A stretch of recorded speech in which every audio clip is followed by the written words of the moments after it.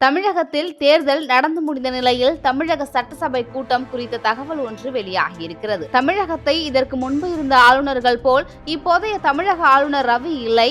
திமுக ஆட்சி பொறுப்பேற்ற அதே சமயத்தில்தான் ரவியும் கவர்னராக இங்கு பொறுப்பேற்றார்.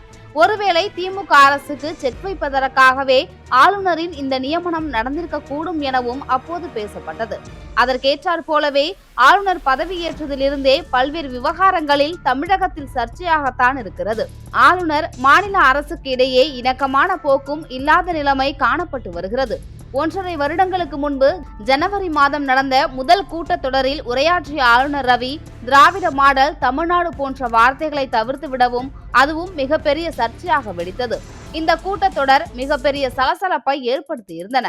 அதே போல கடந்த பிப்ரவரியில் நடந்து முடிந்த சட்டசபை கூட்டத்தொடரும் இதுபோலவே பரபரப்பை கிளப்பியது. அரசு தயாரித்து கொடுத்த கொள்கை உரையில் தனக்கு உடன்பாடு இல்லை என தெரிவித்த கவர்னர் 2 நிமிடங்களில் தனது உரையை முடித்துக் கொண்டார். இந்த அவையில் தேசிய கீதத்தை முதலிலும் இறுதியிலும் இசைக்க வேண்டும், அதை கடைபிடிக்கவில்லை. கவர்னர் உரையில் இடம்பெற்றுள்ள அம்சங்கள் ஏற்புடையதாக இல்லை, அதனால் உரையை படிக்க விரும்பவில்லை. அரசு தயாரித்த உரையில் பல பகுதிகளை என்னால் ஏற்க முடியவில்லை என ஆளுநர் கூறியிருந்தார். பிறகு அரசின் உரையை வாசிக்காமல் வாழ்க தமிழ்நாடு, வாழ்க பாரதம், ஜெய்ஹிந்த், ஜெய் பாரத், நன்றி என்று கூறி 4 நிமிடங்களுக்குள் தன்னுடைய உரையை முடித்துக் கொண்டார். அரசின் உரையை கவர்னர் முழுமையாக படிக்காமல் புறக்கணித்து அவையில் அமர்ந்த இந்த சம்பவம் அமைச்சர்கள் மற்றும் எம்எல்ஏக்களுக்கு அதிர்ச்சியையும் ஏற்படுத்தியிருந்தது.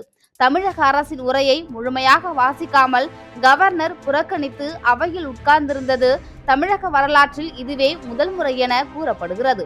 இந்த சம்பவம் மிகுந்த பரபரப்பை ஏற்படுத்திய நிலையில் திமுக மற்றும் கூட்டணி கட்சிகள் அதிருப்தி தெரிவித்தது. ஆனால் பாஜகவோ ஆளுநருக்கு ஆதரவான கருத்தை வெளியிட்டது. இதற்கு மறுநாளிலிருந்து கவர்னர் உரைக்கு நன்றி தெரிவிக்கும் தீர்மானத்தின் மீது விவாதம் நடைபெற்றது. இதற்கு அமைச்சர்களும் பதிலுரை அளித்திருந்தனர். இதனைத் தொடர்ந்து 2024 முதல் 2025 ஆண்டுக்கான பட்ஜெட்டும் வேளாண்மை பட்ஜெட்டும் சட்டசபையில் தாக்கல் செய்யப்பட்டது. இதில் சில சட்ட மசோதாக்களும் நிறைவேற்றப்பட்டிருந்தன. அதன் பிறகு சட்டசபை கூட்டத்தொடர் தேதி குறிப்பிடாமல் ஒத்திவைக்கப்பட்டது. இதனிடையே லோக்சபா தேர்தலும் அறிவித்து விட்டதால் சட்டசபையை தொடர்ந்து நடத்த முடியாத சூழல்தான் ஏற்பட்டது. இதனால் மானிய கோரிக்கை மீதான விவாதங்கள் நடைபெறாமலே இருந்துவிட்டன. இப்போது தமிழகத்துக்கு தேர்தல் முடிந்துவிட்டது. வரும் ஜூன் 4ஆம் தேதி தேர்தல் முடிவுகள் வெளியாக உள்ளது. எனவே அதன் பிறகு சட்டசபை கூட்டத்தை எந்த தேதியில் நடத்துவது என்பது பற்றி அரசு முடிவெடுக்க போவதாகவும் ஜூன் 2வது வாரமே தமிழக சட்டசபை கூட்டத்தொடர் மீண்டும் கூட வாய்ப்புள்ளதாகவும் கூறப்படுகிறது.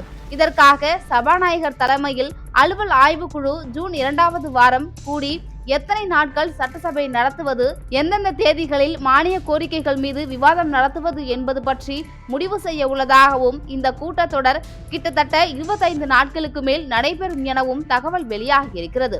எனவே தேர்தலில் எந்தெந்த கட்சிகள் எவ்வளவு சீட் பெறப்போகின்றன, வாக்கு விகிதம் எப்படி உள்ளன என்பதெல்லாம் பொறுத்தே சட்டசபையில் விவாதம் நடைபெறும்.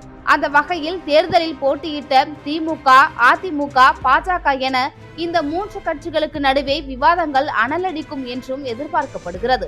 இதை தவிர தமிழகத்தின் பல்வேறு பிரச்சனைகளை எதிர்க்கட்சிகள் அவையில் கிளப்ப தயாராகி கொண்டிருக்கின்றன எனவும் தெரிகிறது.